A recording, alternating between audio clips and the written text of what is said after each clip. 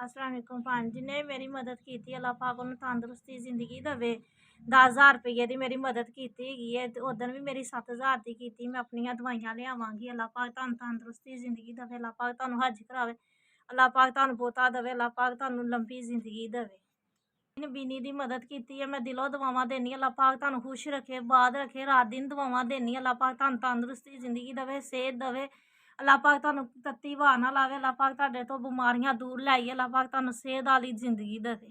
मेरी गरीबनी दी मदद की नबीने दी। जिथे भी तुसी रवो खुश रवो, बाद रवो। अल्लाह पाक तुहानू तंदुरुस्ती ज़िंदगी दवे। अल्लाह पाक तुहानू सेहत दवे। अल्लाह पाक तुहानू इन्ना क दवे किसी शै तो थुड़ के ना पवो। अल्लाह पाक तुहानू ना बहुत ज़्यादा ही दवे। मेरी गरीबनी दी मदद करदे। जिथे भी तुसी रवो खुश रवो। मैं बहुत खुश हुन्नी आं। मेरी भैन भरा मदद करदे जे गरीबनी दी। अल्लाह पाक तुहानू इस तो भी खुश रखे। अल्लाह पाक तुहानू तंदुरुस्ती दवे। अल्लाह पाक तुसी होर मेरी मदद करो। अल्लाह पाक तुहानू तंदुरुस्ती ज़िंदगी दवे। तुसी किसी शै तो थुड़ के ना पवो।